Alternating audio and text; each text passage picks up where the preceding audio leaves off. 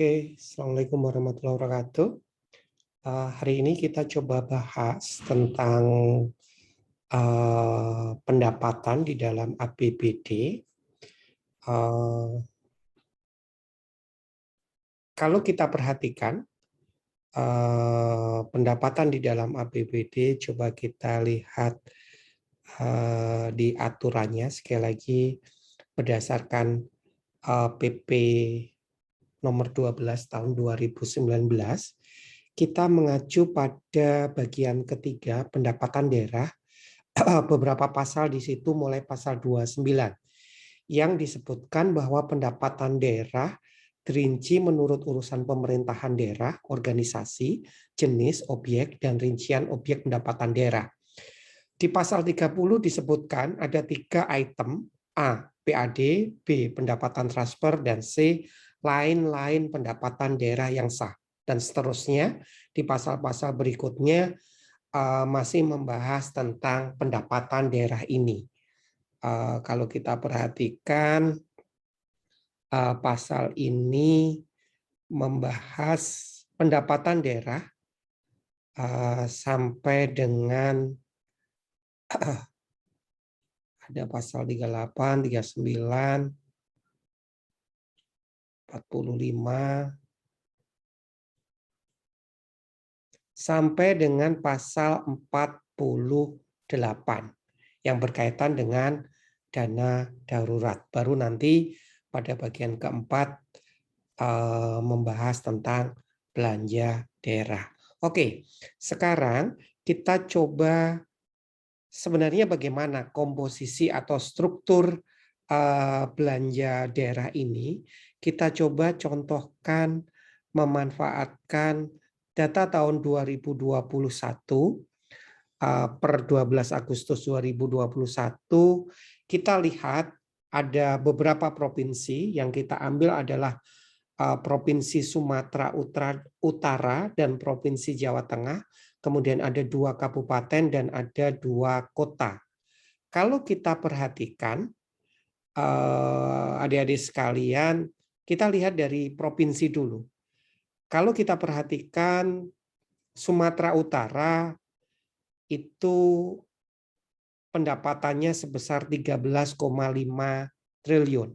Kemudian Provinsi Jawa Tengah 26,8 triliun. Sementara untuk kota, kita lihat ada 2 kota di sini. Kota Medan 5,1 triliun, sementara Kota Semarang 4,7 triliun. Sedangkan ada 2 kabupaten di Asahan, Sumatera Utara ada 1,6 triliun, dan Kabupaten Banjarnegara di Jawa Tengah 2,1 triliun. Sebenarnya ada pola kecenderungan yang mengarah relatif sama. Yang pertama adalah bahwa pemerintah provinsi itu memiliki pendapatan daerah yang tentunya angkanya relatif lebih besar dibandingkan kabupaten kota.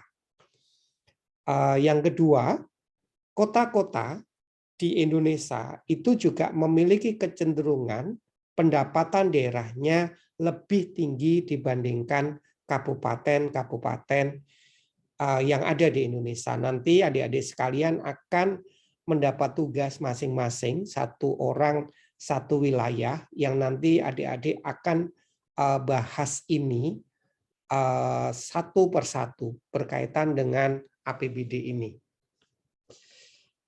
Oke, sekarang kita coba lihat komposisi dari pendapatan daerah itu. Kalau kita perhatikan yang terjadi di Provinsi Sumatera Utara, 44% ditopang oleh PAD, sementara 55%-nya ditopang oleh transfer. Sementara kalau kita comparing dengan Jawa Tengah, ada kondisi yang berkebalikan. PAD Jawa Tengah mampu memberikan kontribusi 55,79, sementara transfer daerahnya 44,12. Artinya kemandirian Jawa Tengah yang representasi kemandirian itu dilihat dari PAD lebih tinggi dibandingkan Provinsi Sumatera Utara. Lantas bagaimana halnya dengan kota? Kita coba lihat tingkat kemandirian atau komposisi pendapatan antara Kota Medan dengan Kota Semarang. Kalau kita perhatikan Kota Medan PAD-nya 41%, sedangkan Kota Semarang 53%. Lebih besar Kota Semarang. Sementara dana transfer Kota Medan ditopang pendapatannya ditopang 58% dari dana atau pendapatan transfer. Sedangkan Kota Semarang 43%. Artinya PAD persentase PAD Kota Semarang lebih tinggi dibandingkan persentase PAD Kota Medan. Sementara untuk lain-lain pendapatan yang sah secara umum kalau kita perhatikan dari beberapa daerah ini angkanya tidaklah terlalu besar. Yang mungkin nampak besar adalah 131 miliar atau 6% dari total itu ada di Kabupaten Banjarnegara. Oke. Yang menarik ketika kita mencoba mendalami ini, sekarang kita lihat bagaimana halnya pendapatan daerah itu. Kita sudah mempelajari kolom ini. Sebentar.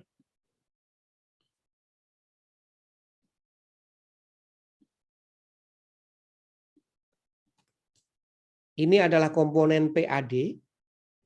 Kemudian kalau kita perhatikan, pajak daerah di Sumatera Utara mampu menopang 90% terhadap PAD, kemudian Jawa Tengah itu 84%. Sangat besar. Sementara retribusi daerah 0,51, Jawa Tengah 0,77. Nampaknya memiliki pola yang sama.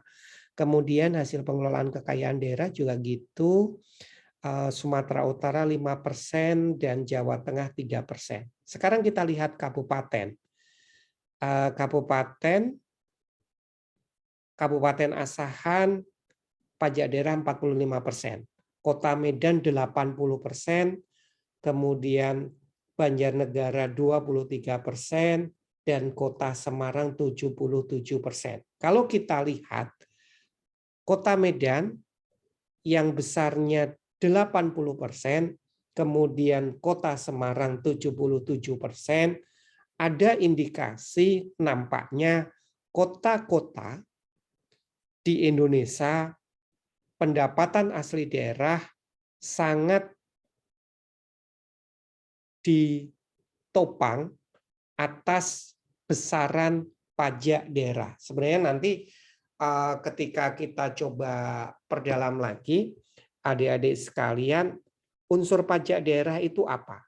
Nanti kita kaitkan dengan undang-undang.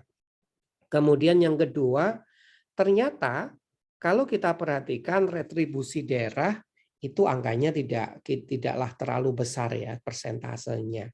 Asahan 9%, kemudian Kota Medan 5%, kemudian Kota Banjarnegara, Kabupaten Banjarnegara 9%, dan Kota Semarang 5%. Artinya nampaknya tidak ada angka yang lebih tinggi dari 10% retribusi ini. Ya. Kemudian hasil kekayaan daerah yang dipisahkan itu di angka 5%, bahkan ada yang 0,9%. Ya, tidak telah terlalu besar. Kemudian lain-lain pendapatan yang sah 2%, hanya di Kabupaten Asahan ada 40%. Kemudian Kota Medan 13%, Jawa Tengah 11%. Oh, Banjarnegara sangat besar ya. Lain-lain PAD yang sah itu 61%, sementara Kota Semarang 15%. Ini yang juga perlu jadi pencermatan. Lain-lain PAD yang sah ini pada daerah-daerah tertentu angkanya relatif besar. Oke. Nanti kita coba perdalam lagi bagaimana komposisi PAD, ya, bagaimana komposisi PAD. Sebelum lebih lanjut ke sana, mari kita coba lihat beberapa aturan atau aturan yang berkaitan dengan undang-undang pajak daerah. Jadi acuannya, adik-adik sekalian, undang-undang ini adalah Undang-Undang Republik Indonesia Nomor 28 Tahun 2009 tentang pajak daerah dan retribusi daerah, yang cukup banyak orang menyebutnya sebagai Undang-Undang PDRD, pajak daerah dan retribusi daerah. Coba kita download.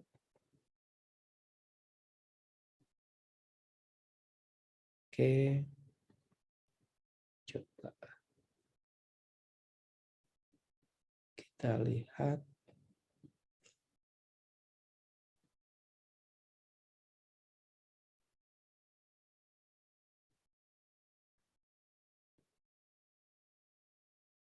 Oke, coba kita lihat di sini.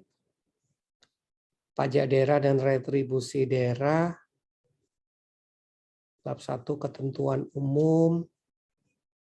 Kemudian kita lihat apa saja sebenarnya yang ada di dalam Undang-Undang PDRD ini. Salah satunya yang menarik di sini adalah komponen dari jenis-jenis pajak daerah dan retribusi daerah. Kalau kita perhatikan ada pola yang berbeda, adik-adik sekalian, antara pajak daerah yang dikelola provinsi sama kabupaten kota.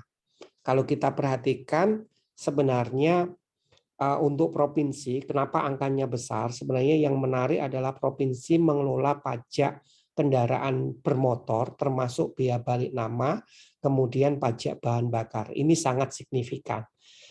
Sementara kalau pajak daerah yang dikelola kabupaten kota, di mana kota-kota itu banyak cukup besar, itu sebenarnya lebih banyak memanfaatkan berasal dari pajak hotel dan restoran.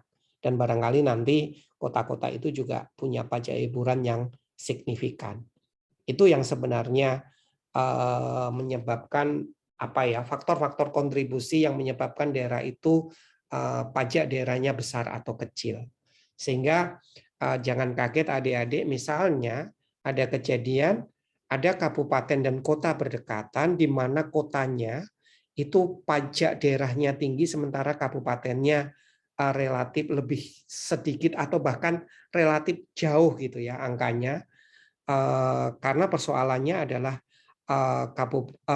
kota-kota itu cenderung memiliki hotel dan restoran yang jauh lebih banyak. Walaupun tidak mesti seperti itu. Artinya kalau kita cermati nanti adik-adik lihat Kabupaten Badung di Bali itu kenapa PAD-nya gede sekali? Ya Kabupaten Badung punya Kuta, di mana di Kuta adik-adik bisa perhatikan sendiri pusat wisata Bali ya di sana.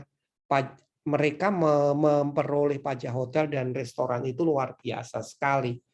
Yang saya pikir pada kondisi pandemi ini juga dampaknya luar biasa ya. Artinya pendapatan itu jadi turun sangat signifikan. Di sini sampai poin K ya. Kemudian ada beberapa aturan, kemudian jelaskan pajak lainnya. Silakan adik-adik sekalian untuk memperdalam Undang-Undang Nomor 28 Tahun 2009 tentang PDRD ini. Di mana sebenarnya ada wacana, ada penyempurnaan terhadap Undang-Undang PDRD ini, walaupun sampai sekarang memang belum terrealisasi. Nah, pada step berikutnya sebenarnya yang cukup menarik lagi adalah memperdalam bagaimana komponen PAD tersebut di luar bicara pajak, retribusi, dan seterusnya, tetapi unsur-unsur pajak itu apa saja, bagaimana komposisinya, dan seterusnya dengan studi case tertentu, itulah yang seharusnya kita berdalam lebih lanjut. Terima kasih.